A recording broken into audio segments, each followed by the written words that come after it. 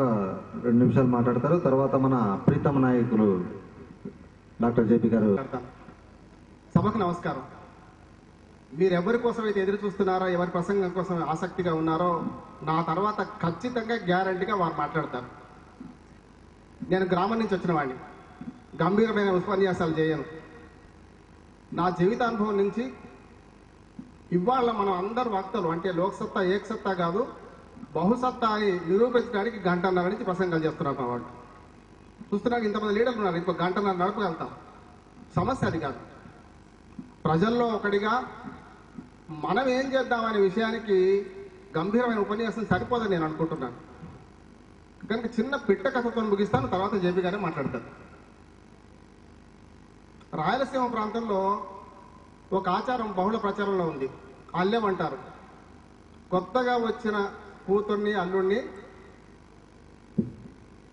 బాగా మేపితే మంచి పిల్లలు పుడతారని చెప్పి వాళ్ళు ఒక అల్లెం అనే ఆచారాన్ని పాటిస్తారు. నేను ఈ విషయాన్ని తెలంగాణలో చెప్తే మా దగ్గర కూడా ఉందండి, మేము మనుగుడు పంటామన్నారు.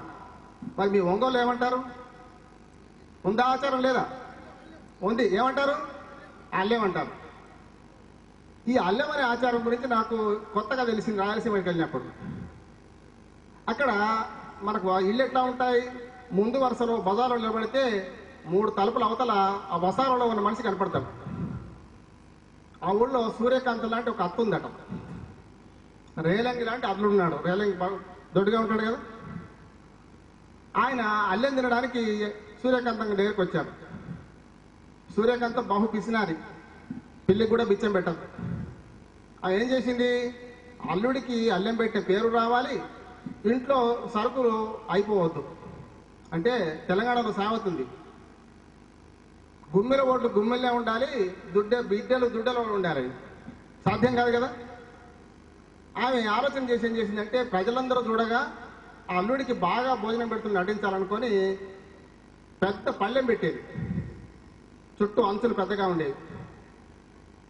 అందరికి కనపడేలాగా ఒక టేబుల్ వేసి అల్లుడిని కూర్చుని 2 చిన్న కజ్జికాయలు పెట్టేది.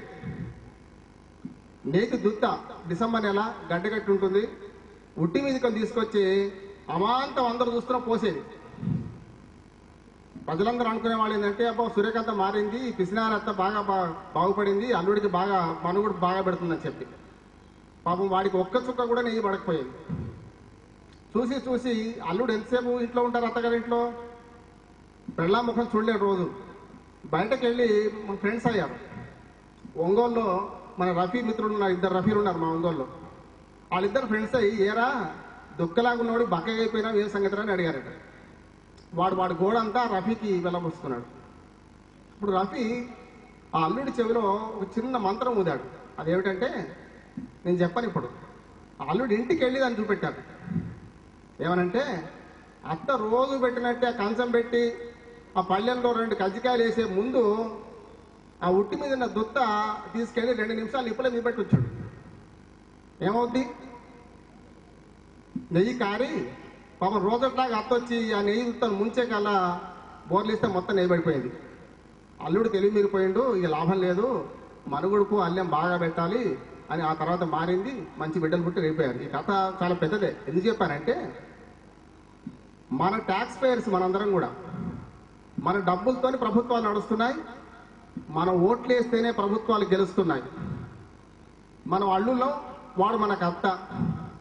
మన ప్రభుత్వాలు లాంటి అత్తలు ఏవైతున్నాయో ఇవాళ దేశంలో రాష్ట్రంలో ప్రభుత్వాలే లేవు. ఓ రకంగా చెప్పాలంటే దేశంలో అస్థిరత్వం, రాష్ట్రంలో అస్థిరత్వం. వర్మ గారు చాలా వివరించారు, దానికి జోలికి పోనేది. ఇప్పుడు ఈ అత్తలాంటి ప్రభుత్వాలకు మనం సరైన బుద్ధి చెప్పకపోతే మనం అల్లుళ్ళం బక్కబడిపోతాం. మన డబ్బుతో నడుస్తున్న ప్రభుత్వాలు, మన ఓటుతో ఎన్నికైతున్న ప్రభుత్వాలు మనకు జవాబుదారీ కాకపోతే, నేను మోటు భాషలో చెప్తున్నాను, ముడ్డి కింద సెగబెట్టాలి. ప్రజలందరూ మనం ముడ్డి కింద సెగబెట్టకపోతే, ప్రభుత్వాలు ముడ్డి కింద సెగబెట్టకపోతే ఈ ప్రభుత్వాలు మొద్దుబారి ఇట్లాగే ఉంటాయి. పక్షపాతాలు కూడా వస్తాయి. ఈ ప్రభుత్వాలకి పక్షపాతం వచ్చిన ప్రభుత్వాలకు ఆక్యుపంచర్ చికిత్స చేయాలి. మనం ఓటు ద్వారా బుద్ధి చెప్పాలి. దానికి వేదికను మనం ప్రజలుగా మనం సొంతం చేసుకోవాలి. అందుకనే ప్రజల పక్షాన, నేను మా నాయకుల పక్షాన చాలా ఉపన్యాసాలు ఇచ్చినాం మేము. కానీ ప్రజల పక్షాన ఇవాళ మనం ప్రభుత్వాలకు సరైన బుద్ధి చెప్పే అవకాశం ప్రతి 5 ఏళ్లకు ఒకసారి వస్తున్నది. రేపు స్థానిక ప్రభుత్వాల్లో వస్తుంది. ప్రతి ఎన్నికల్లో బుద్ధి చెప్పడానికి మీరందరూ ముందుకు వస్తారని ఆశిస్తూ ఈ ఒంగోలు సభ విజయవంతం చేసేందుకు మీ అందరూ మరొకసారి అభ్యర్థిస్తూ ముగిస్తున్నాను. నమస్కారం. థ్యాంక్ యూ రామ్మోహన్ రావు గారు. ఎంతో సమయం నుంచి